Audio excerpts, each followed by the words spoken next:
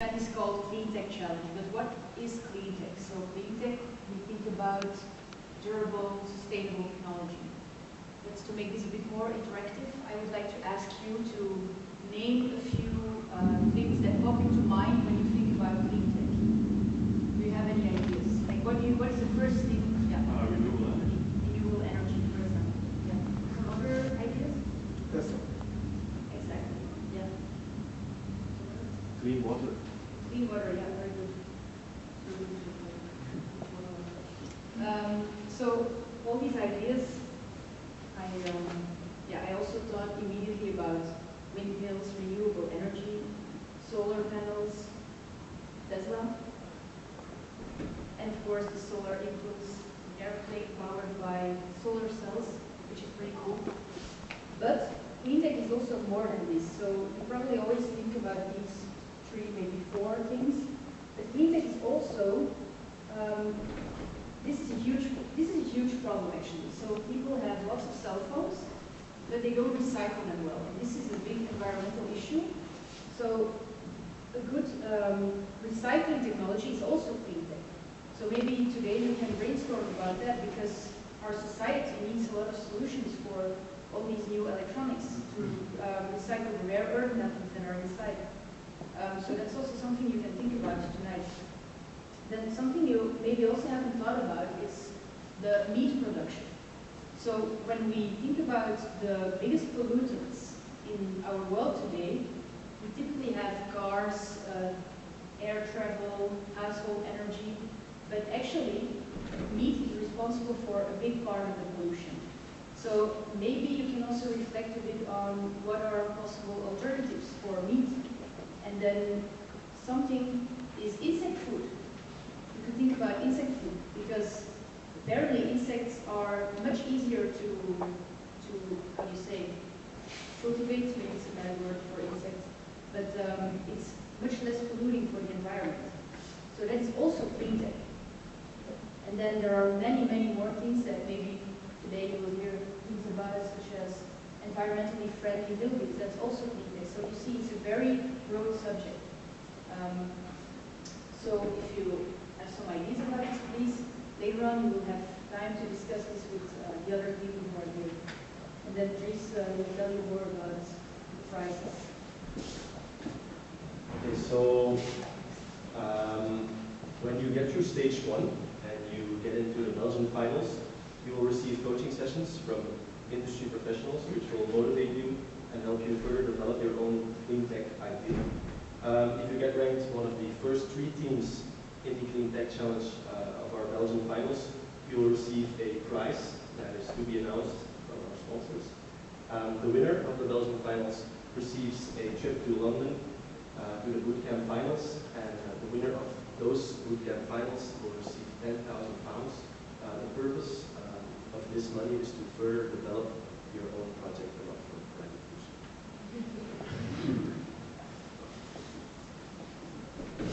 Okay, so I'll talk a bit more about the timeline.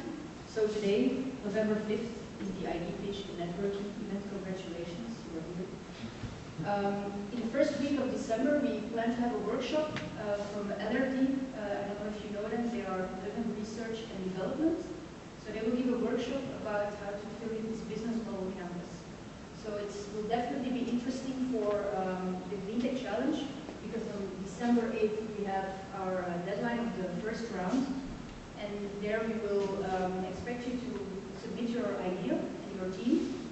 And what we want from you is a business model canvas, which is filled in, and some slides about your team, how you are complementary as a team. It's very important to have, for example, someone who has more technical skills and also someone who knows something about business.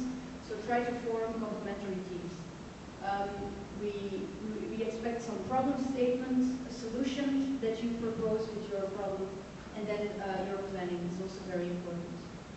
Because these are things that in London, when you go to the finals, because of course we hope that the Belgian team can win, then it's very important that this business part is very well developed. Because as Dries mentioned, the London competition is organized by the London Business School. So business is a very important part of this. So if you come to the workshop in the first week of December, We will try to help you with these parts of the competition. Then on December 16th, you will already get feedback about this, and then you will know if you are among the finalists of the Belgian competition. And then you will have exams, and then you come back if you're in the finals. On Saturday, 20th of February, we have a workshop.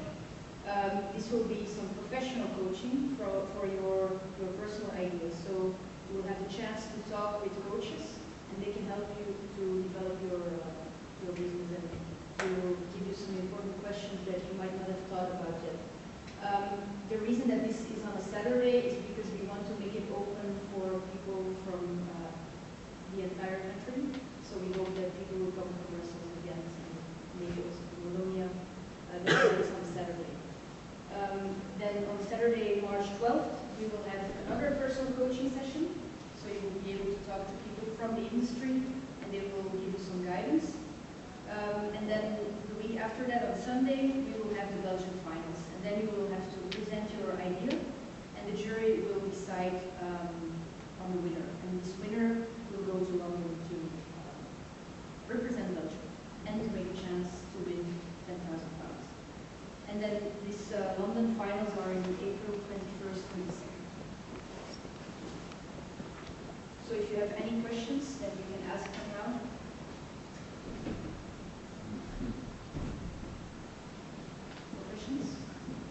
Who's actually the body that decides which idea or which business plan wins? You mean in Belgium or in London? Both. So in Belgium, we're in the first round, we will have an online jury. So these are people from companies in the industry. So we have some people from the energy sector, maybe some people from food industry, depends a bit also on the ideas. And then they will select their favorite ideas, and then they go to the finals. And then in the Belgian final, we have a similar jury, but it will be live, so they will be there at your presentation. And the people will be different because we don't want any interference with the first round, so you will have a chance to make progress, and they will not be influenced by your previous presentation. And in London, it's basically a similar thing, but with people from international.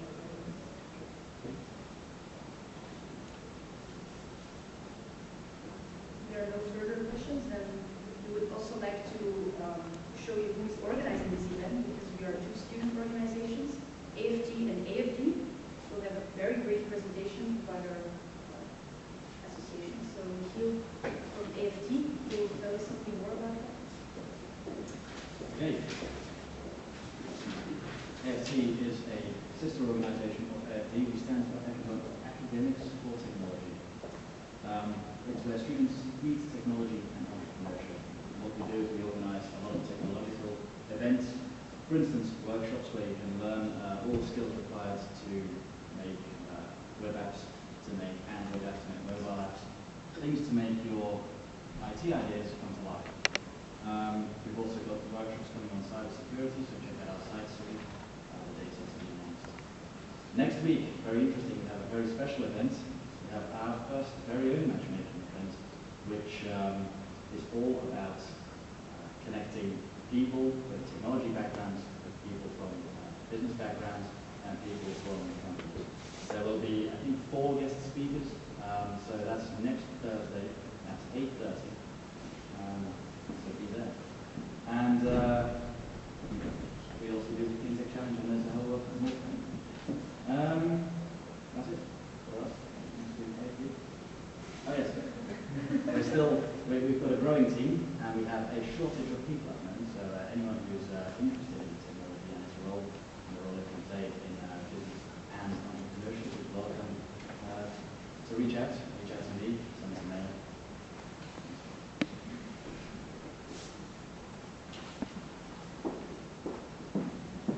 So hello everyone, I'm just going to briefly introduce AFD, so Academics for Development. Basically, we have multiple teams of students that work around social impact project during the year, and then during the summer, they travel to South America, Africa, or even Asia to implement their project into real life, actually. 2 examples of these projects turbulence. First of all, synergy is about implementing solar systems in Senegal.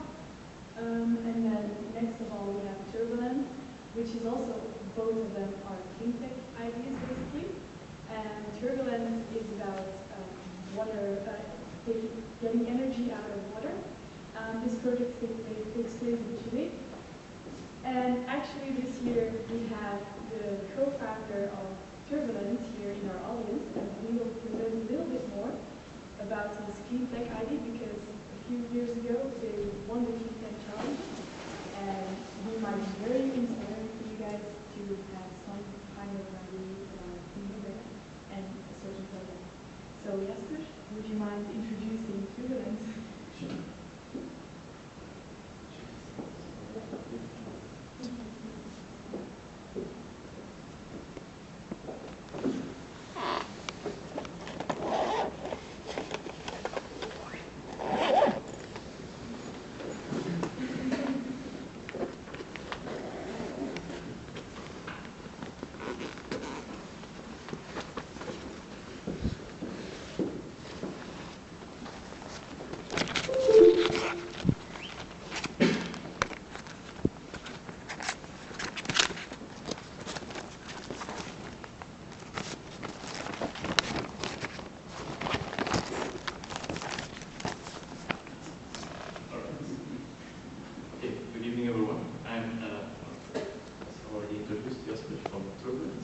And we indeed participated in the CleanTech challenge 2 years ago.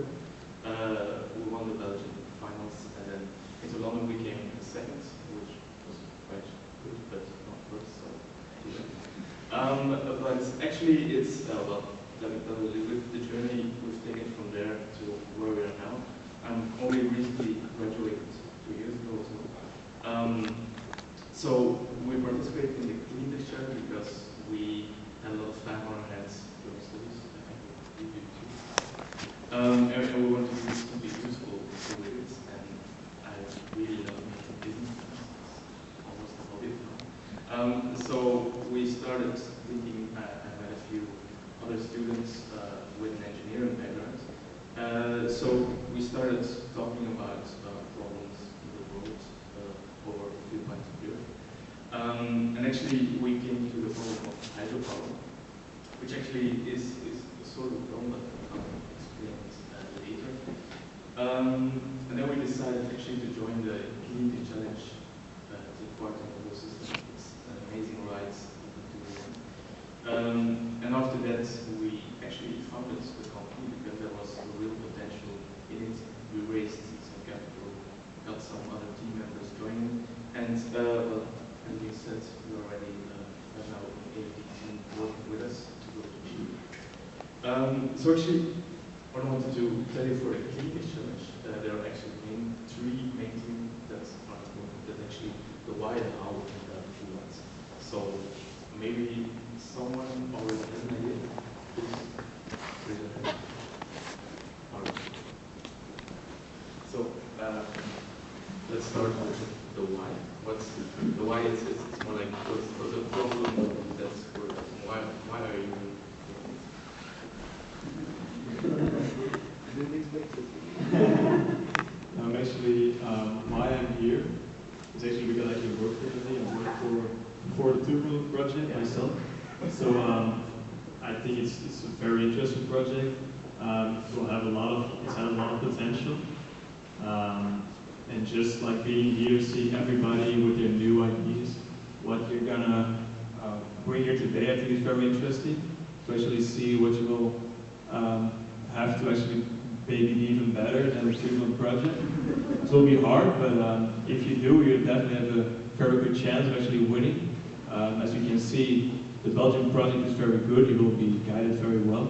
You definitely have a chance. So I'm interested to hear your project. Thank you. All right. Anyone else with an idea for the competition? Okay. Let's get with the scene. So let me just explain a little bit the why, the how, and the what of Turbulence. We actually saw with hydropower that it's being used as a green energy, but it's totally not. building a dam is the most polluting way to create energy. It's a lot of methane emissions. People have to relocate. It's really bad for the environment. But, however, there is actually enough hydropower potential in the world to supply our global demand 4 times. So, you might be thinking, if you take into account that hydropower is a very stable solution, so not volatile, such as solar and wind, why aren't we all using hydropower as our energy source? It can be really simple. So this is actually the reason why, because a dam, it's just a technology that people have today. And there are a few others coming up. But these projects, it's just too big, too much work, and too much risk to just move on with it. You see it in Chile right now, they don't want dams anymore. So it got us thinking, what could actually be a solution, and we actually believe in 2 things. First of all is decentralization. So no more central production anymore, which you have to divide through a lot of infrastructure, a lot of energy lines, but actually decentralized. Every user itself has their own energy production on site. And second of all, it's to learn from nature, because we believe that nature has always found the best solutions to its problems. So with that in mind, we came up with the following. Let's see if it works. Alright. This is what we're developing in the lab. It's just one whirlpool. It's just a whirlpool, so like a vortex. And what it does actually is here, it centralizes the energy of a whole stream into one single point. So this way we can use actually very small components to still capture all the energy of one stream. And as an added benefit, it makes it possible to efficiently generate energy without a lot of height difference. So we don't need a dam, we don't need 10 meters or 3 meters height difference. This is just, well, theoretically it can start from 50 centimeters, but it would still like to have 1 meter of height difference. So what this actually means is that we can have hydropower in almost every river, at almost every place possible. And the technology itself, this is a picture of our testing, is actually the most simple thing you can imagine. Just a cylindrical base, just flows in, flows out, like when you plug your vat or a sink or something else. It's just a natural process that nature uses for the most efficient way to get a flow from one side to the other. So with that in mind, we developed a propeller and all the stuff to get the energy out. It's optimized through a lot of research. It's fish friendly, it has a modular design, we can scale it up very easily. And the best part, we believe, is that we're adding software to it as well. So it's not just some bricks and stones with a turning wheel. It's actually, it has a brain, it's really smart. When the water in the river changes, because there was a lot of rain, there was a lot of water, the turbine now is adapting to it, that it stays at its optimal point at any given moment. So we can actually have more energy out of it than all the rest. So this also makes it possible that the software is constantly monitoring the situation, that we can actually do some predictive maintenance. We will be able to predict when the turbine will fail, what will fail. So the maintenance there will be a lot cheaper to go to every place, which makes it possible that we can have a simple installation in the most remote places in the world where people don't have energy. From there onwards, it was during the summer that we developed our first prototype from technology. And as you can see, it's really basic. It's just a collection tank with a steel frame around it and an inlet to get the rain inside. That's all of this plus some software. Which actually leads to this, our first customer, which we signed a few weeks ago. A castle somewhere in the neighborhood with only an installation of 1 meter diameter and 2 meters high. Almost 5 families can have, or they can be disconnected from the grid. So that's actually a little bit of our product that we're doing. However, the vortex mechanism is very intriguing and we're planning to develop it further. For instance, we've seen some really nice appliances in actual will come that there is going to be a problem with soil erosion on offshore wind farms because of the current. It hits the pole and it goes down to the soil, just creating, well, as you can see, a little dent in it, which will cause them to fall over, let's say, 10 or 15 years. So by then, we believe that with a vortex, we can create a different flow around the piles, preventing the soil erosion, and as well have a new business with the same technology. So, over the last year, this is our team, sadly all new. And we've gathered up with a lot of funding companies, technology companies, to get us to where we are.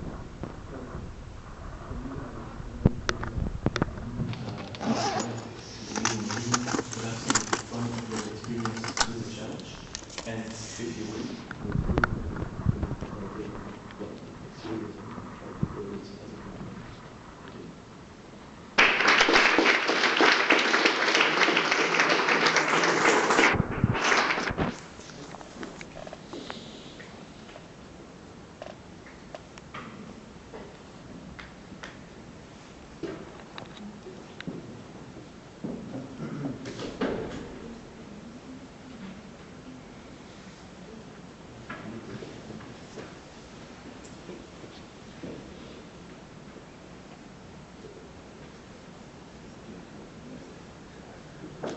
So now, you are all inspired by the story of children.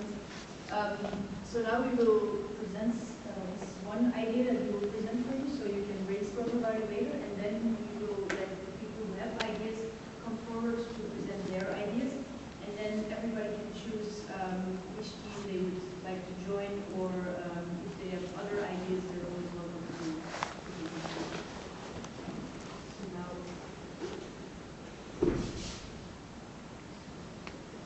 Okay. So I think we're all aware here that food waste is like a huge problem in the world right now. As you can see on the slide, 1/3 of the actual food production for human consumption nowadays is totally wasted, so just thrown away. That amounts to 1.3 billion tons per year that are just wasted, which is a shame because that could potentially feed 3 billion people. There's a lot of people with hunger in the world, so you can imagine that things should change. Now, basically, we can make a distinction between two types of waste. There's on the one hand waste in developing countries, where about 40% of waste is already done in harvesting and producing, so it's not very efficient. But this is quite minor, so at the end of the day, it doesn't matter that much compared to the second sector, which is waste in developed countries, such as, for example, Belgium. Food loss here is really dramatic. We have taken an example of a Finnish research, and then you should keep in mind that Finland is really eco-friendly compared to other countries in the world, such as the United States, for example. Now, in Finland, in this research, it's included that 130 million kilograms of food every year is wasted by households only, so people like you and me at home, thrown away 23 kilograms per capita on a yearly basis. So if you go to the store, buy 23 kilos of food, put it on a table, you can imagine it's quite a lot to just throw away. It also generates as much carbon dioxide emission as 100,000 cars, which is immense. And the total waste is about, if you take into account also companies and etc., it's between 335 and 460 million kilograms. That is a massive amount of waste, which ranks food waste as the third greatest emitter in the world, just after the United States and China. So there's really a huge problem that should be taken on. Well, I think I've made clear that there's a problem, but luckily there's also a lot of solutions. There are opportunities in this. As you can see, it was conducted in a US research that the food waste market. There's a market for that, for example, for recycling, but also for collection of it. And that amounts to $410 billion. There's a very valuable market, and I think if one of you could come up, or a few of you could come up with a solution, could potentially make you the leader of a market of $410 billion, which is quite the opportunity, I think. So get to it.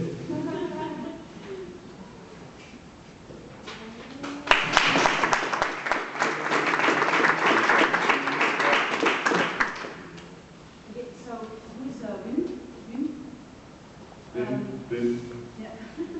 You can present your idea.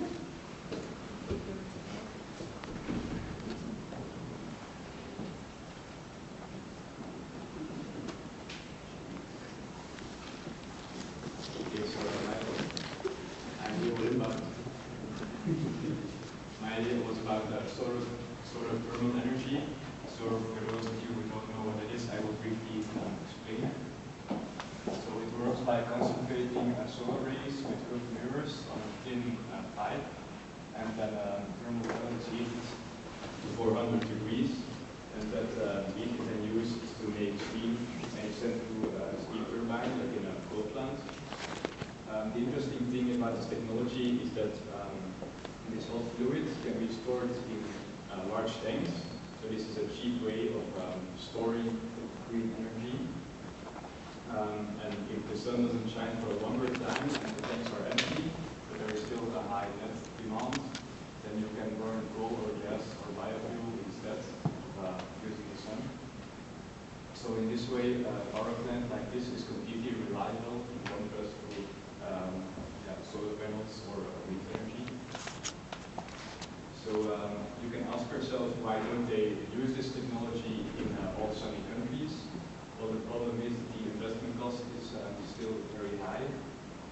So you need mirrors